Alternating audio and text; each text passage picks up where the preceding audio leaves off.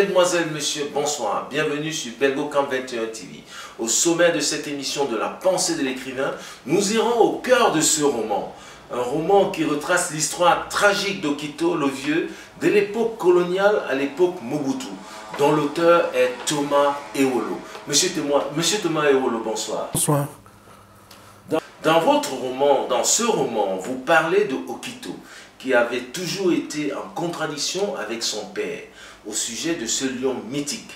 Il est inadmissible, disait-il à son père, qu'un lion puisse s'alimenter uniquement de chair humaine, alors qu'en forêt existent des bêtes à sa portée. Qui est Okito dans votre roman? Okito, en fait, c'est le fils d'Okito le Vieux. Donc, le père trouvait que ce lion-là n'était pas un lion ordinaire. C'était un mythe du village.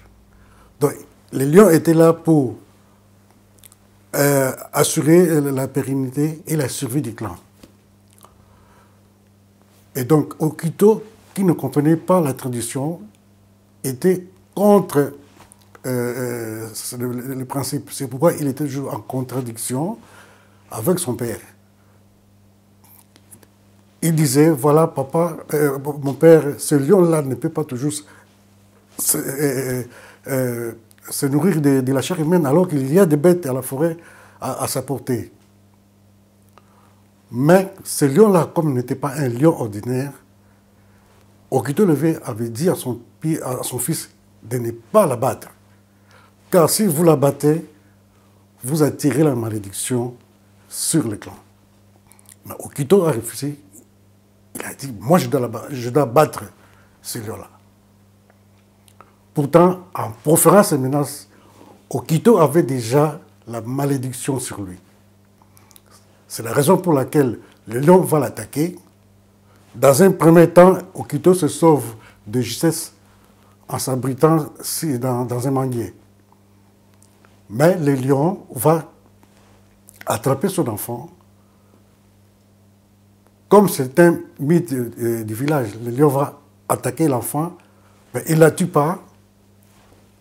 En la capturant, il savait que Okito viendrait chercher son fils. Et lorsque Okito vient dans la savane pour sauver son fils, les carnassiers l'attaquent et le tuent. Donc Okito avait déjà la malédiction sur lui. Voilà. D'accord. Dans votre roman, Okito tombe amoureux de la fiancée du guerrier Mbuta, l'a nommé Eta. Mais Mbuta le guerrier a juré à son père qu'il allait tuer l'homme qui a séduit sa femme. Pour arranger le problème, le père du guerrier Mbuta fit appel à Iba, célèbre orateur et négociateur, expérimenté en dot. Parlez-nous de cette idylle amoureuse. Eta fut une jeune fille déjà dotée. Elle est venue au village pour apprendre les us et coutumes de son futur époux.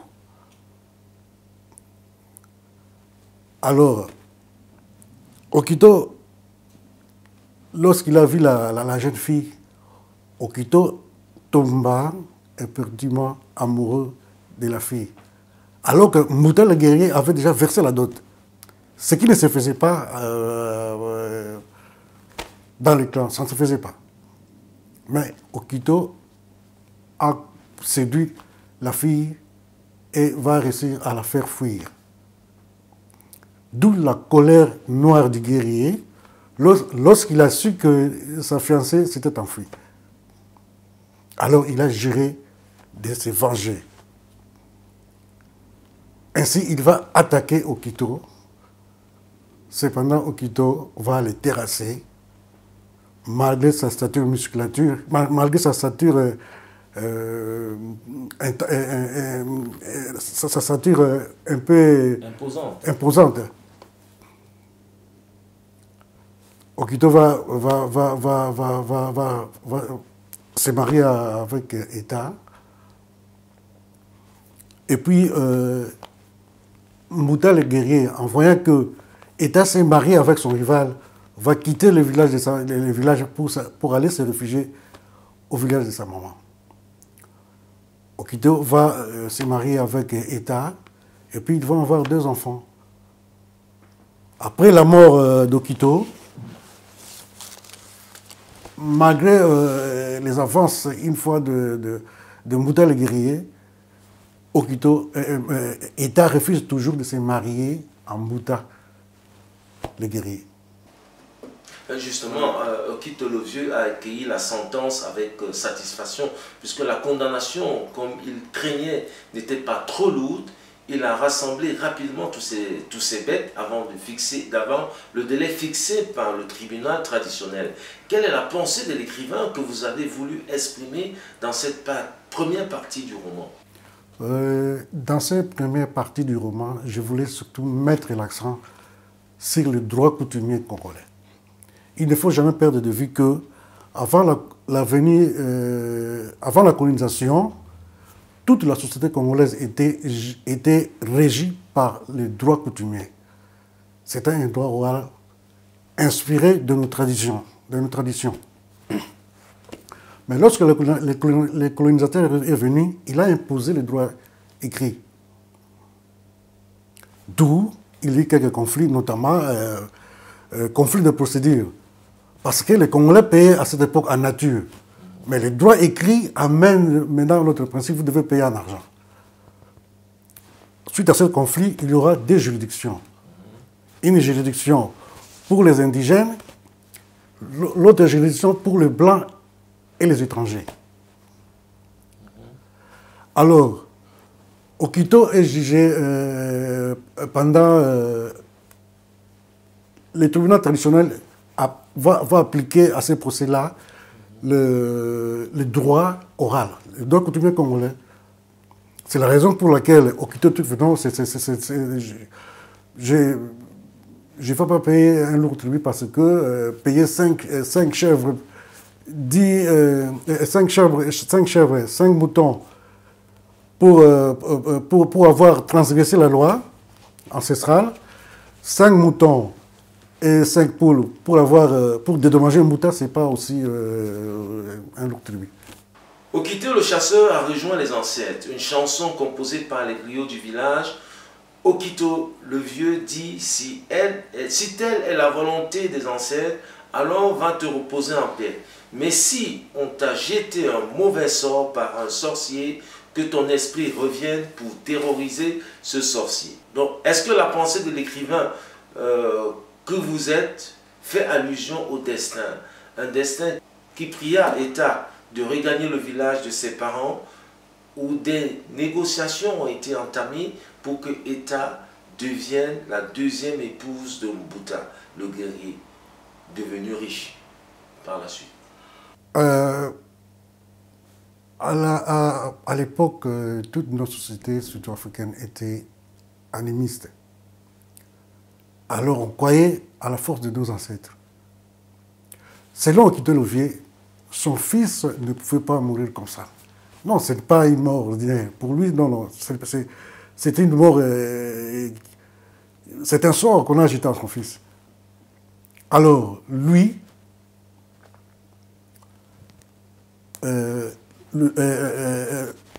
dans la vie d'un homme, l'usage voudrait que un jour vos enfants puissent vous enterrer. Mais lorsque le contraire se produit, c'est un drame dans la vie d'un homme. Tel avait été le cas d'Okito le Vieux. Okito le Vieux avait un fils unique. Il l'a perdu comme ça, c'est pourquoi il se demandait, mais ça ne peut pas se faire. Certainement, on doit lui avoir jeté un sort. Et puis, il savait aussi que comme son fils a transgressé une loi ancestrale en tuant ce lieu-là, ça doit être ça aussi. Voilà. Un matin... Ouais, vas-y, allez-y. Et donc, Okito va être... il y aura un nouveau cimetière spécialement aménagé pour lui. Un matin, le vieux Okito fut réveillé par des coups de fusil près de sa demeure. Face à lui, 2 colons. L'un d'eux se présenta. Nous sommes des fonctionnaires territoriaux chargés de réquisitionner tous les hommes du village pour la récolte du caoutchouc. Face au refus du vieux Okito, la loi s'est appliquée. La main du vieux Okito avait été amputée. Pourquoi les colons sont-ils rentrés dans ce village paisible? Parlez-nous de ce passage des colons. Ce village paisible fut perturbé lorsque le commerce du caoutchouc a débuté. Ce commerce a débuté vers 1893 et c'est jusqu'en 1912. 1893 à 1912. Donc, à cette époque-là, le cours du caoutchouc était au plus haut niveau sur le marché mondial. Alors, les colons avaient besoin de caoutchouc. Donc, les Congolais devaient amener les caoutchoucs pour l'État. Et lorsque les Congolais refusaient d'amener les caoutchoucs pour l'État, il y avait une expédition punitive sanctionnée par les tueries, les amputations. Et Okito fut victime du système. Tellement il y a eu des morts. Le scandale va arriver jusqu'ici en Europe. Dans mon roman, je dis que c'est le père Pierre qui prend des photos, qui va venir en métropole pour accuser. Mais il y a aussi des journalistes qui ont fait des investigations sur place au Congo. Ils ont vu comment on a maltraité les Noirs. Surtout un journaliste qu'on appelait Edmond Moret, qui était un Britannique. Et donc les Congolais vont payer un lourd tribut à cause de ce commerce-là. Et le commerce va s'arrêter que lorsque le cours du caoutchouc s'effondra sur le marché mondial, que ce village-là va retrouver la paix. Mais on a tué beaucoup de Congolais. Beaucoup de Congolais ont eu de mains amputées suite à ce commerce de caoutchouc. Monsieur Olo, finalement, Eta, la veuve de Okito, tombe amoureuse d'un fonctionnaire de l'administration. Est-ce que votre pensée rejoint la réalité? Depuis la mort de son mari, Eta n'était plus attiré par les hommes. Il jurait de ne plus se remarier. Mais voilà qu'un jour, un jeune commis de l'administration coloniale arrive au village. Cet homme va impressionner Eta parce que, à cette époque-là, les Noirs ne conduisaient pas. Et ce Noir-là, grand et beau, il conduit une Jeep. Et il a 2 gardes-corps. Et puis, les types propres s'habillent très bien. Donc, Eta est impressionné. Elle qui jurait de ne plus se remarier, elle était attirée par les commis. Alors, dès la première rencontre, Eta, cette nuit-là, n'eut pas le sommeil. Il rêva du commis jusqu'au petit matin. Alors, le commis aussi, de son côté, a trouvé que non, ces gens de femmes-là ne traînent pas beaucoup. Donc, lui aussi, il a cru que Eta n'avait pas d'enfant, alors qu'Eta avait déjà 2 enfants. En rentrant chez lui, il commence à se poser des questions. Est-ce que cette femme-là, je ne pourrais pas la voir vraiment? Car lorsqu'elles sont belles, hein, elles habitent des grandes villes. Mais comment celle-là habite un village? Alors le commis a voulu savoir un peu plus. C'est pourquoi il a promis à Eta, je vais revenir. Il est revenu chez Ikeka, le père de Eta, parce que le père d'Ikeka a été promis chef du village pour pouvoir contrôler un peu l'administration dans ces villages-là. C'est pourquoi il est venu informer le père d'Ikeka. Alors il a promis, maintenant il va revenir. Mais Ikeka, un homme un peu avisé, s'est dit que non, si ce commis-là revient encore ici, c'est qu'il va revenir pour ma fille. Parce que j'ai vu la façon dont il regardait ma fille, certainement qu'il en est amoureux. Alors, quelques temps après, le commis revient au village. Heureusement, pour lui, ce jour qu'il est revenu, et a été seul à les recevoir. C'est alors que tout a commencé. Alors, cette idée ira jusqu'au mariage. Monsieur Rollo, une romance qui nous plonge dans l'histoire politique de la RDC. L'administrateur de son vrai nom, Anita Ngwen, durant son séjour en métropole, fait la connaissance d'un jeune compatriote, Mobutu, journaliste à l'agence de presse belge. De retour au pays, le nomma officier d'ordonnance. Parlez-nous de cette époque politique du 30 juin 1960 du président Joseph Kasavubu, du chef d'état-major Mobutu et la fuite de Lumumba, se sentant en danger. Également de Eta qui fuit vers le village après que son époux, Anita Ngwen, comprit qu'il était en danger. Tout d'abord, je vais rectifier quelque chose. Ce n'est pas Anita Ngwen qui fait la connaissance de Mobutu, c'est Lumumba qui est ici à Bruxelles pour la table ronde qui va faire la connaissance de ces jeunes compatriotes qui est Mobutu en stage à Bruxelles.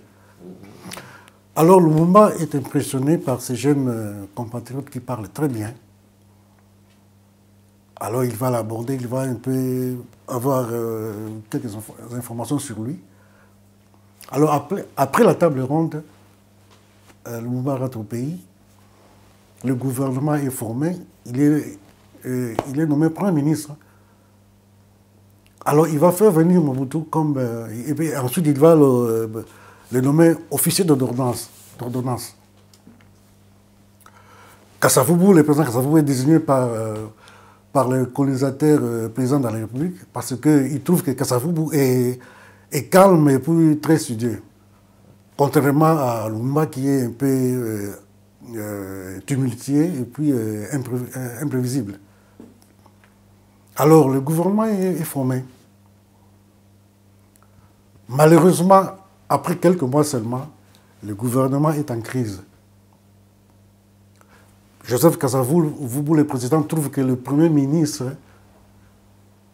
a un penchant pour les soviétiques. Donc il doit quitter le gouvernement. Alors il prend l'initiative de passer par la voie des ondes pour destituer Lumumba.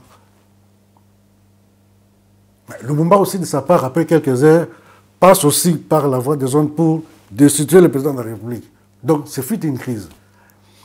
Alors Mobutu, à l'époque, devient déjà chef d'état-major, dit que non, vous devez trouver un terrain d'entente. Sinon, moi-même, je prendrai les choses en main. Mais Lumumba, qui était déjà vomi par les Américains, devait être éliminé physiquement. Parce que les Américains croyaient que Lumumba était communiste. Une petite parenthèse, Lumumba n'était pas un communiste. Lumumba, en fait, c'était un nationaliste. À l'époque des indépendances, être nationaliste n'avait pas un sens péjoratif. C'était quelqu'un qui prenait les intérêts de son pays. Tel avait été le cas de Lumumba. Il n'était pas communiste. Mais les Américains ont déjà signé son arrêt de mort. Alors Mobutu devait sacrifier Lumumba. Et lorsque Lumumba comprit qu'il était menacé, parce qu'il était déjà destitué de fait, donc il devait fuir parce que la sécurité d'État était déjà à ses trousses. Alors Lumumba va fuir. À ses côtés, Anita Ngwen, que je parle là, ils vont fuir.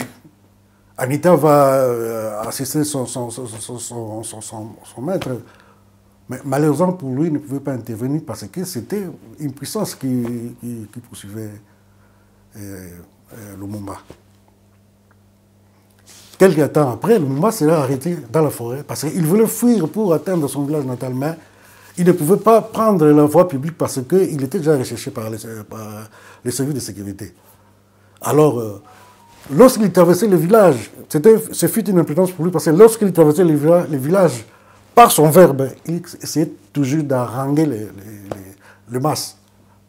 C'est alors que la sécurité d'État va l'identifier. Et puis, après quelques temps, on va l'arrêter. Et lorsqu'on l'arrête, bon, cela va créer un peu de désordre. On l'arrête, on l'amène vers le Katanga. Après quelques temps, on la tue. Et l'assassinat de Lumumba va créer des remous dans le pays. Ça va créer un grand désordre. Et ce qui est encore plus grave, le Katanga, deuxième province du pays, la province la plus riche du pays, va se scinder du reste du territoire. Et ce fut le désordre général. Pendant pendant 5 ans, le Congo va vivre une situation catastrophique. Il y avait même un néologisme qu'on appelait congolisation, à cause des désordres qui s'est déroulé au Congo. Et les Mobutu trouvent que non, lui, il pourrait remettre l'ordre. Et puis à cette époque, les Américains cherchaient quelqu'un des dynamiques qui pourrait remettre de l'ordre.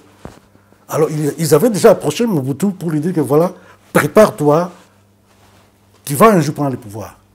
Et Mobutu, à cette époque, en 60, Mobutu a une vingtaine d'années, les Américains n'ont pas voulu lui confier la tâche parce qu'ils trouvaient qu'il était encore très jeune. C'est pourquoi ils lui ont dit, prépare-toi à la tâche. Et Mobutu va se préparer à la tâche pendant 5 ans. Mobutu s'était préparé à cette tâche pendant 5 ans. D'ailleurs, c'est la raison pour laquelle ils donnent l'impression d'avoir dominé ce dossier. C'est parce qu'il s'était bien préparé à la tâche. Et après 5 ans, les Américains trouvent que non, maintenant il est mûr, il a 3 ans, donc il peut faire son coup d'État. Il peut prendre le pouvoir. Alors il fait son coup d'État le 24 novembre 1965. Il est devenu président de la République. Voilà un peu l'histoire qui s'est passée à cette époque-là. Vous écrivez, l'Afrique écrira sa propre histoire de gloire et de dignité. Le bourreau de Lumumba a retrouvé le réconfort auprès de sa femme. Je cite, « Sa femme, prudemment pour ne pas perturber son sommeil, alla prendre un coussin et ensuite il se mit à ronfler bruyamment. Après un long moment, l'homme se mit à délirer. Tu veux tes dents? Je ne peux pas te rendre. Elle constitue une preuve pour moi. Laisse-moi tranquille. » Est-ce que vous exprimez là une pensée réaliste ou surréaliste?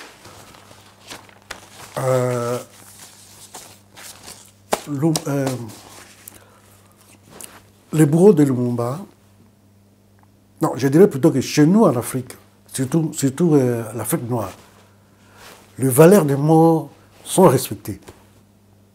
Vous ne pouvez pas subutiliser les parties du corps d'un cadavre pour l'amener chez vous. Vous aurez en vous l'esprit des morts. C'est-à-dire l'esprit des morts va vous hanter. Le bourreau de Lumumba, après avoir massacré Lumumba, il a pris ses dents. Il l'a ramené ici en Belgique. Et puis ce bourreau avait cru que les esprits ne traversaient pas les océans. Mais le fantôme réclamait ses dents. Alors, lorsque le bourreau, après avoir commis son forfait, rentre ici, chez lui, dès qu'il arrive chez lui, même dans l'avion déjà, il commence à voir le fantôme. On commence à voir les fantômes, parce que les fantômes réclament ces dents. Alors, lorsqu'il arrive à la maison, chez lui à la maison, pendant le sommeil, il délire. Sa femme trouve, mais non, je ne peux pas laisser cette situation. La femme est allée chercher un prêtre. Et le prêtre va prier pour lui. Ensuite, il va recouvrer la sérénité. Mais le prêtre va lui demander de remettre les reliques de Lumumba. Et le bourreau lui remet, le prêtre va le remettre au gouvernement. C'est la raison pour laquelle vous avez suivi quelque temps, il y a quelque temps, on a remis les reliques de Lumumba au gouvernement congolais. Le thème de la mort chez nous, c'est vraiment... enfin, chez nous, en Afrique, on ne joue pas avec les morts. On ne joue pas avec les morts. Je vais vous dire, je vais évoquer ici l'écrivain sénégalais Birago Diop. Birago Diop dit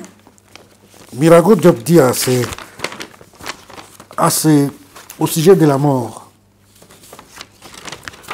Birago Diop dit au sujet de la mort. Voilà. Les morts ne sont pas sous la terre. Ils sont dans le feu qui s'éteint. Ils sont dans les herbes qui pleurent. Ils sont dans les rochers qui gênent. Ils sont dans la forêt. Ils sont dans la demeure. Dans mon roman aussi, État qui vient de se lier aux communes s'est dit, mais je ne peux pas m'engager comme ça sans aller implorer la bénédiction de mon défunt mari. Il tape au cimetière. Voici ce qui se passe. Okito est devant le tombe de son mari. Eta plutôt est devant la tombe de son mari. Elle dit, Okito, je sais que tu me trouves un peu légère pour avoir accepté facilement les avances d'un homme. Il est temps, mon amour, de donner un père à tes enfants. Cet homme qui s'intéresse à moi pourrait bien élever nos enfants et les envoyer à l'école. Si tu veux vraiment que je me lie à cet homme, fais-moi un signe maintenant. Si tu ne veux pas de cette liaison, alors ne réagis pas. Après les paroles prononcées par la jeune femme, surgit un tourbillon de vent autour d'État. Le vent secoua les arbres aux alentours et quelques feuilles tombèrent sur la jeune femme. Émue, État se hâta de remercier son défunt mari. Elle avait enfin le consentement du chasseur. Donc, les morts pour nous ne sont pas sous terre. Ils sont dans les arbres. Ils sont dans... donc, ils nous assistent aussi.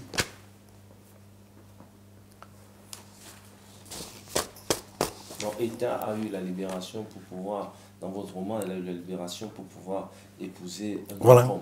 Voilà, il a eu la bénédiction de son défunt mari. Pour finir, vous avez dédié cet ouvrage, et je montre l'histoire tragique d'Okito le Vieux à votre papa, sauvagement assassiné le 16 mai 1997 lors de la libération de la ville de Kinshasa par les troupes de Laurent Désiré Kabila. Qu'est-ce qui s'est passé? Il était impaisible, monsieur à la retraite. Le 16 mai 1997, il revenait de son église lorsqu'il a été sauvagement abattu. Jusqu'à présent, je n'ai jamais compris pourquoi ils l'ont tué alors qu'il ne faisait pas la politique. Après l'assassinat, j'avais souhaité voir le président de la République qui était Laurent Désiré Kabila pour dénoncer les faits. Mais je me suis trouvé buté devant une puissante ceinture des services de sécurité du président de la République, donc je n'ai pas pu lui soumettre le problème. Mais avec le recul, je trouve que j'aurais pu voir le chef d'état-major de l'armée, qui était son fils, Joseph Kabila. Mais c'était aussi très difficile pour moi. Mais les Kabila ont une dette de sang avec moi et ma famille.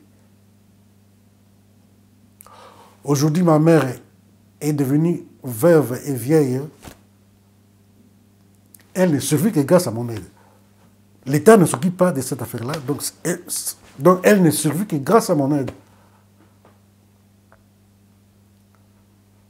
Voilà, c'est pourquoi j'ai dédié ce roman-là à mon père, parce que c'est un innocent qu'on a assassiné comme ça, gratuitement, car les troupes de Laurent Désiré Kabila, dans l'euphorie d'avoir atteint Kinshasa, avaient ce jour-là commis quelques crimes, dont celui de mon père. C'est pourquoi je trouvais que je devais honorer mon père. J'ai dédié ce roman-là en sa mémoire. En tout cas, je suis content d'avoir passé dans cette émission. Je crois que ça ne sera pas la dernière fois, puisqu'il y a un autre roman qui est déjà à Paris, qui s'intitule Maître Laurent, toujours aux éditions L'Harmattan. Ce roman met l'accent sur les drames de l'immigration. C'est très intéressant aussi. Je crois que Guy aura la gentillesse de m'inviter encore pour faire l'émission sur le deuxième roman. On ne manquera pas de vous inviter pour votre deuxième roman, mais vous devez savoir ceci, ce n'est pas ma personne qui compte, c'est le Congo.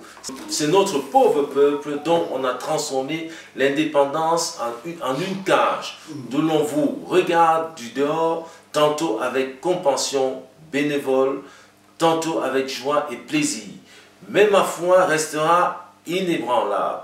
Je sais et je sens au fond de moi que tôt ou tard, mon peuple se débarrassera de tous ses ennemis intérieurs et extérieurs.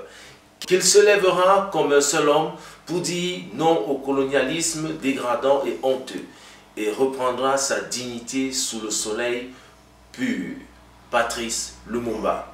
Mesdames, Messieurs, c'est ici que s'achève cette émission. Je vous donne rendez-vous pour le prochain numéro. À très vite.